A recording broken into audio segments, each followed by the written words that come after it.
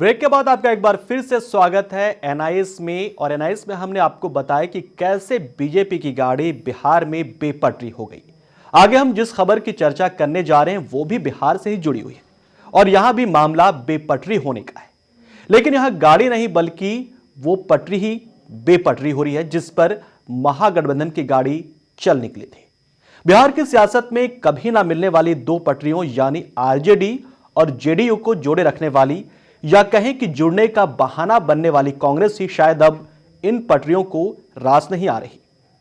महागठबंधन का अहम हिस्सा बनने के बावजूद, सरकार में शामिल होने के बावजूद कांग्रेस को बिहार में ना तो कोई खास तवज्जो मिलती दिख रही है और ना ही उसके होने या ना होने के असर से महागठबंधन की दोनों पार्टियां चिंतित ही हैं। तभी तो बिहार सरकार के आधिकारिक वेबसाइट पर इंदिरा गांधी के शासनकाल की तुलना अंग्रेजों से कर दी गई। बिहार सरकार की वेबसाइट पर स्पष्ट लिखा नजर आया कि जैसे गांधी जी के लिए अंग्रेजों के मन में वैर का भाव था, कुछ वैसा ही पूर्व पीएम इंदिरा गांधी के मन में भी समाजवादी नेता जयप्रकाश नारायण यानी कि जेपी को लेकर था। इमरजेंसी और जेपी के आंदोलन से जुड़ी कई बातें वेबसाइट पर दर्ज नजर आई। मामला सामने आने के साथ ही बवाल होना शुरू हो गया। कांग्रेस ने इस पर आपत्ति जताई तो बाद में इस कंटेंट को वेबसाइट से हटा दिया गया और विवाद को समाप्त करने की कोशिश की गई। एनआईएस में आज यह जानने की कोशिश करेंगे क्या इस तरह की गलतियां मानवीय भूल होती हैं या इनके पीछे किसी तरह की राजनीतिक साजिश होती है जो विवाद बढ़ने के बाद मानवीय भूल या मिसप्रिंट बताकर खारिज करने की कोशिश की जाती है। लेकिन पहले ये रिपोर्ट भी देख लीजिए और जानिए कि क्या है ये पूरा मामला।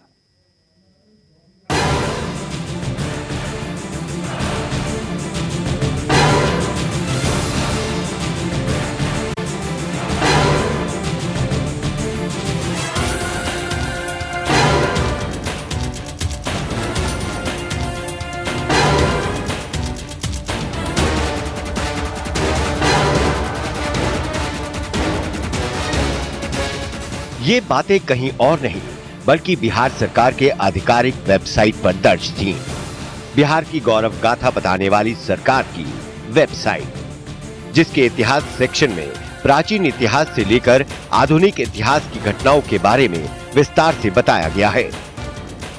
इसी आधुनिक इतिहास के सेक्शन में महात्मा गांधी के चंपारण आने और सत्याग्रह आंदोलन की बात की गई है और इसी सेक्शन में आगे बढ़ने पर वो हिस्सा भी मौजूद था जिसमें इंदिरा गांधी के शासन से लेकर जेपी से भिड़ंत और इमरजेंसी की बात की गई थी।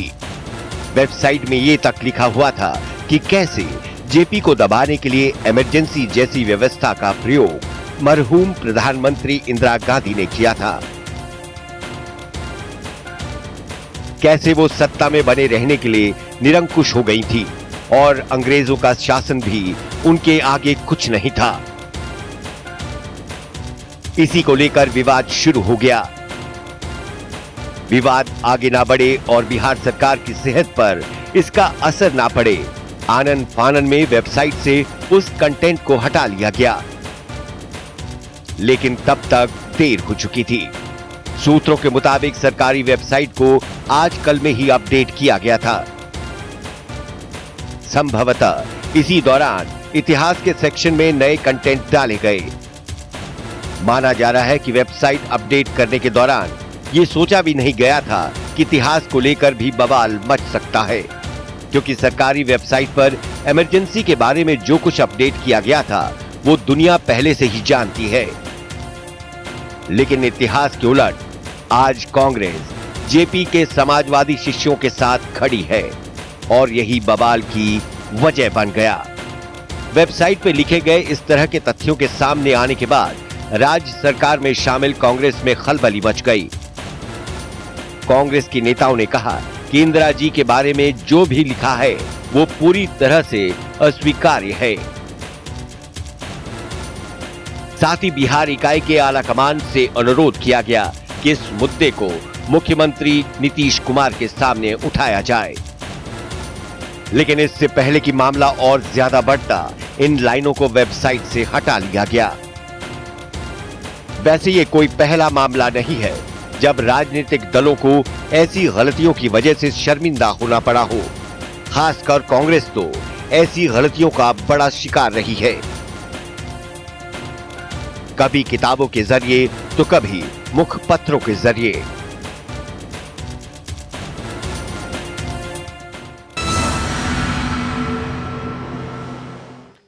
दमनकारी था इंदिरा गांधी का शासन, बिहार की वेबसाइट में यही दर्ज था। बवाल होना था, हुआ भी, लेकिन आनंद फानन में वेबसाइट में मौजूद उस कंटेंट को हटाकर विवाद खत्म करने की कोशिश की गई। लेकिन यह अपने आप में विडंबना ही है कि जिस कांग्रेस के खिलाफ समाजवादी आंदोलन हुआ, जेपी का आंदोलन हुआ था, उन्हीं जेपी के शिष्य आज कांग्रेस के साथ गठबंधन कर बिहार में सरकार चला रहे हैं। इस बात को लेकर बीजेपी ने महागठबंधन पर जोरदार हमले भी किए, लेकिन सत्ता पाने की चाहत ने जेपी की विचारधारा से ज्यादा तवज्जो बीजेपी को सत्ता से दूर रखने की चाहत में तब्दील हो गई। लेकिन इतिहास तो इतिहास है, उसे बदला नहीं जा सकता। गाहे बगाहे ये सामने आ ही जाते हैं, कभी मन में बसे किसी कसक के तहत, तो कभी मानवीय भूल की वजह से। बहरहाल एनआईएस में आपको दिखाते हैं वेबसाइट में मौजूद उन कंटेंट को जिसे बाद में हटा लिया गया।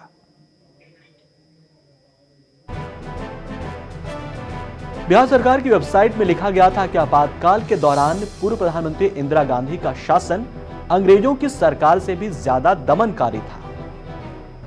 इस वेबसाइट को लेकर बवाल मचा। वेबसाइट और बवाल क्या है ये बता रहे हैं आपको। इमरजेंसी का इसमें सहारा लिया गया था। वेबसाइट में लिखा गया था कि 26 जून 1975 को इमरजेंसी लागू हुई थी। ये इतिहास के सेक्शन में जाकर आप देख सकते थे, लेकिन अब हटा लिया गया है। 1974 से जेपी की अगुवाई वाला आंदोलन शुरू हो चुका था। इमरजेंसी की बात खास तौर से इसमें की गई है।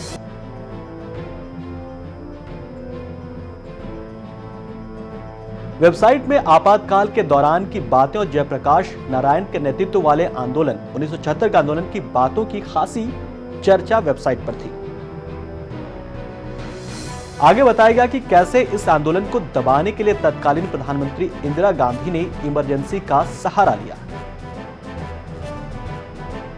ये तमाम बातें वेबसाइट में थी बिहार सरकार के, और बताया गया उसमें इंदिरा संजय का अत्याचारी शासन था। उस दौरान वेबसाइट में पूर्व प्रधानमंत्री इंदिरा गांधी के छोटे पुत्र संजय गांधी की चर्चा भी की गई है। हालांकि अब आप इसे नहीं देख पाएंगे, इसे हटाया जा चुका है। हिस्ट्री ऑफ बिहार सेक्शन में लिखा गया कि जेपी ने दृढ़ता से मां बेटे के अत्याचारी शासन का विरोध किया था।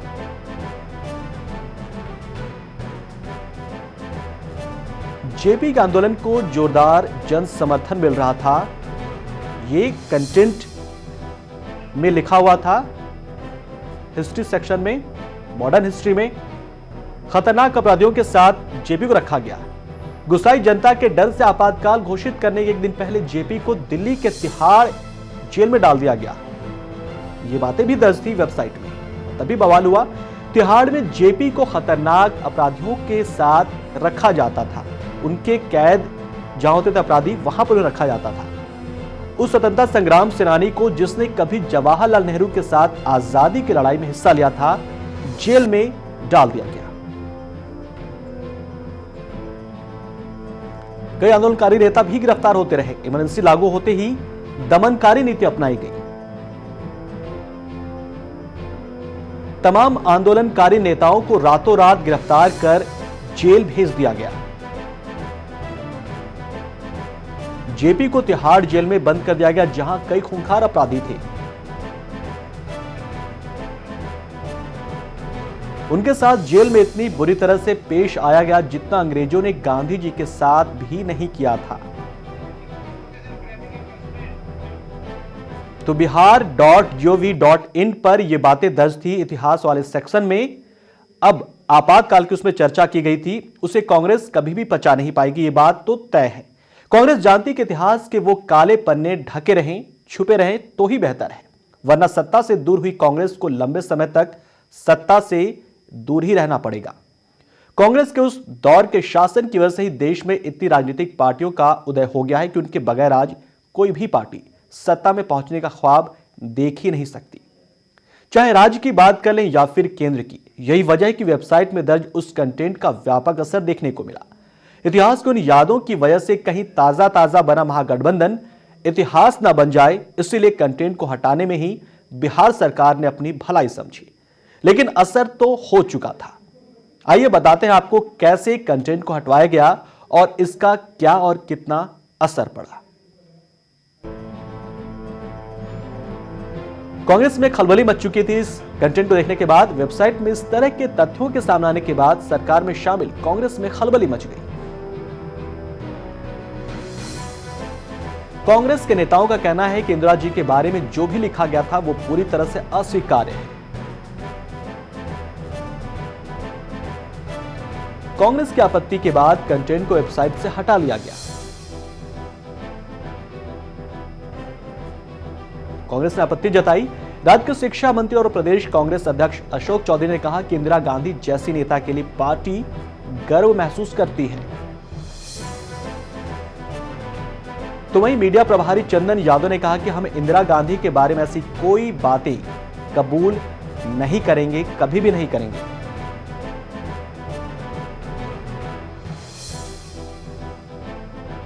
इंदिरा गांधी देश की बड़ी नेता थी जिनकी देश को नई दिशा देने में बड़ी भूमिका रही। कांग्रेस ने यह कहा आपत्ति जताते हुए उनके बारे में ऐसी टिप्पणी ठीक नहीं है। इसके बाद कंटेंट को हटा लिया गया। लेकिन इसी बीच बीजेपी की तरफ से प्रतिक्रिया आ गई। नंदकिशोर यादव ने कहा इतिहास के पन्नों को अनावश्यक रूप से पलटने की कोशिश की जाएगी तो बीजेपी से बर्दाश्त नहीं करेगी। तो दूसरी तरफ जेडीयू के प्रवक्ता नीरज कुमार ने कहा दौर बदला है, संदर्भ बदले हैं, ऐसे में तथ्यों का ध्यान रखा जाना चाहिए। हालांकि यह कोई पहला मौका नहीं है जब कांग्रेस को किसी लेख या कंटेंट की वजह से शर्मिंदा होना पड़ा हो। विरोधी तो विरोधी, खुद अपनों की वजह से भी उसे परेशान होना पड़ा। पिछले दिनों ही मुंबई कांग्रेस के मुखपत्र कांग्रेस दर्शन ने सोनिया गांधी और कांग्रेस को अपने लेखों की वजह से बैकफुट पर ला दिया था। पत्रिका ने लिखा कि सोनिया गांधी पार्टी की प्राथमिक सदस्य बनने के महज 62 दिनों में अध्यक्ष बन गई। इतना ही नहीं, राजीव गांधी से शादी के 16 साल बाद सोनिया गांधी भारत की नागरिक बन गई थी। इस मुखपत्र में लिखी गई थी ये बातें। इन लेखों में सोनिया गांधी को लेकर उन तथ्यों का उजागर किया गया था जिन पर अब तक कांग्रेस बहस नहीं करना चाहती थी। इसके अलावा सचमुच वे सरदार थे, इस नाम से देश के पूर्व गृह मंत्री सरदार पटेल का महिमा मंडन करता एक आर्टिकल भी आया था। जबकि इसी आर्टिकल में महात्मा गांधी और पंडित नेहरू की जमकर आलोचना की गई थी। इसमें वक्त हो चला इतिहास के पन्नों को पलटने का। आज 11 जनवरी और आज ही के दिन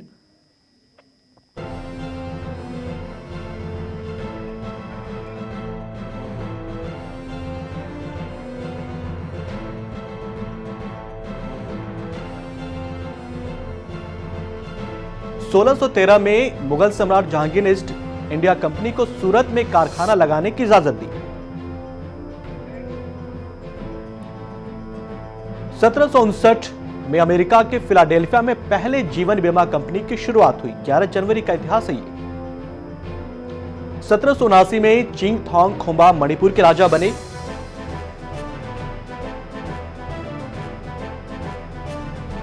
1866 में इंग्लैंड में तूफान के चपेट में आकर स्टीमर लंदन के डूबने से 220 लोगों की मौत हो गई। वहीं 1942 में जापान ने मलेशिया की राजधानी कुआलालंपुर पर कब्जा कर लिया। 1940 में भारतीय अभिनेत्री अंजू महेंद्रू का जन्म हुआ था। आज उनका जन्मदिन है। 1966 में जय जवान जय किसान का नारा देने वाले तत्कालीन प्रधानमंत्री लाल बहादुर शास्त्री का निधन हुआ था। 1966 में रियो डी जेनेरियो ब्राजील की राजधानी है में बारिश के बाद हुए भूस्खलन में 550 लोग मारे गए थे। ये बड़ी आपदा मानी जाती है। 1972 में पूर्वी पाकिस्तान बांग्लादेश के रूप में स्वतंत्र देश बन गया। और आइस में आज के लिए इतना ही, लेकिन देश दुनिया की तमाम खबरों के लिए बने रहिए हमारे साथ। अब दीजिए मुझे इजाजत। नमस्कार।